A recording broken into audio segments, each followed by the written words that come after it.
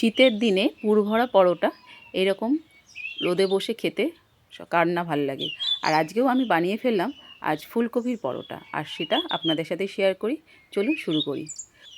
নমস্কার, কেমন আছেন সবাই? ঝুমাস কিচেন অ্যান্ড লাইফস্টাইলে সবাইকে ওয়েলকাম জানাই। আজকে একটা দারুণ টেস্টি রেসিপি শুরু করছি। ফুলকপি নিয়ে নিয়েছি আমি বড় সাইজের একটা, আর সেগুলো টুকরো টুকরো করে কেটে নিয়েছি। নিয়ে জলে ভাপিয়ে নিলাম। 1 চামচ মতো নুন দিয়ে দিয়েছি। দিয়ে বেশ গরম জল হয়ে গেলে ফুলকপিগুলো দিয়ে হালকা একটু গরম ফুটে উঠলে নামিয়ে দিয়েছি। দিয়ে তারপরে ফুলকপিগুলো কুচি কুচি করে কেটে নিলাম, ছুরি দিয়ে একদম মিহি করে কেটে রেখেছি। আর নিয়ে নিলাম আটা। এখানে ময়দা দেবো না, শুধু আটা দিলাম আর নুন দিয়ে ভালো করে আটাটাকে মেখে রাখলাম। আর এইখানে এই কুচি করা ফুলকপিগুলোর মধ্যে দিয়ে দিলাম বেশ খানিকটা পেঁয়াজ কুচি রাখলাম টমেটো কুচি, কাঁচা লঙ্কা, রসুন আর আদা। একটা প্যান বসিয়ে নিলাম, প্যানের মধ্যে দিয়ে দিলাম বেশ খানিকটা সর্ষের তেল। আর সর্ষের তেলের মধ্যে দিয়ে দিয়েছি জিরে 1 চামচ মতন, গোটা জিরে। আর জিরেটা একটু লাল লাল হয়ে যাওয়ার পরে দিয়ে দিলাম রসুন, আর দিয়ে দেবো আদা। আর দিয়ে ভালো করে একটু নাড়াচাড়া করে নিয়ে তারপরে দিয়ে দেবো পেঁয়াজ কুচিটা। আর পেঁয়াজ কুচিটা বেশ খানিকটা নিয়েছি, আর বেশ মিহি করে ছোটো ছোটো করে কেটে নিয়েছি পেঁয়াজটা। দিয়ে ভালো করে নাড়াচাড়া করে একদম মিক্সড করে নিয়ে তার মধ্যে জিরে আর ধনে গুঁড়ো দিয়ে আবার ভালো করে মিক্স করে নিতে হবে। নেওয়ার পর সামান্য একটু জল দিয়ে দেবো। আর একটু কাঁচা লঙ্কাও দিয়ে দিয়েছিলাম, কাঁচা লঙ্কা আর টমেটো দিয়ে ভালো করে নাড়াচাড়া করার পরে নুন দিয়ে দিয়েছি।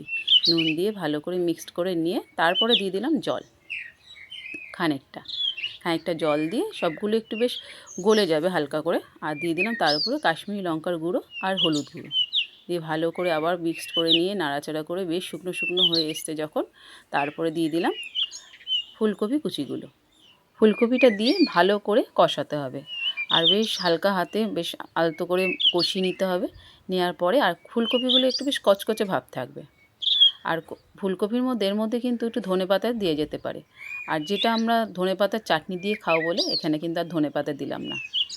আর করে নিলাম লেচিগুলো, এবার আটার লেচি বেশ ছোটো ছোটো মিডিয়াম সাইজের লেচি করে নিলাম। নিয়ে তারপরে বেশ একটা খোল বানিয়ে নিতে হবে এরম করে। আর দিয়ে বেশ খানিকটা যতটা সম্ভব এদের মধ্যে দিয়ে দিতে হবে ফুলকপির পুরটা। আর কেন ফুলকপির পুরটা বেশি থাকলে টেস্টটাও বেশি হবে। আর দিয়ে এরমভাবে সুন্দর করে গড়ে নিতে হবে। নিয়ে হালকা হাতে গুলিটা করে রেখে দেবো। সব একটা একটা করে গড়ে নেবো আস্তে আস্তে করে পুরগুলো ভরে নিয়ে তারপর হালকা হাতে আস্তে আস্তে করে বেলতে হবে, যাতে পুরগুলো বেরিয়ে না আসে বাইরে। বেশ সুন্দর করে গোল আকারে একদম একটু বড় বড় করে মিডিয়াম সাইজ হবে এরকম করে বেলে নিয়ে সবগুলো বেলে নিতে হবে। তারপর আমি ভেজে নেব। আর এটাও বেশ কম তেলেই ভাজতে হবে, বেশি তেল লাগে না ভাজতে। সুন্দর করে হালকা করে ভেজে নিয়ে আর চারিদিকটা বেশ লাল লাল হবে। আর আমি এটা সাদা তেলেই ভেজেছি। একটা একটা করে পরোটাগুলো সব ভেজে নেব। আর ফুলকপির পরোটাগুলো বেশ মচমচে করে ভেজে নিলাম সব।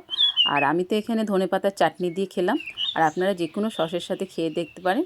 আর এই শীতের দিনে এই রকম ফুলকপির পরোটা খেতে কিন্তু দারুণ লাগে। খেতে চলে এলাম রোদ্দুরে। এখন তো ছাদে বেশ ভালো লাগে খেতে রোদ্দুরের মধ্যে বসে। আর এই যে এটা কেটে কি সুন্দর ভেতরে একদম। আমি এবার টেস্ট করে একটু দেখি কেমন হয়েছে খেতে। ধনেপাতার চাটনিটা এত সুন্দর লাগে, ধনেপাতার চাটনি দিয়ে খেতে খুবই ভালো লাগে।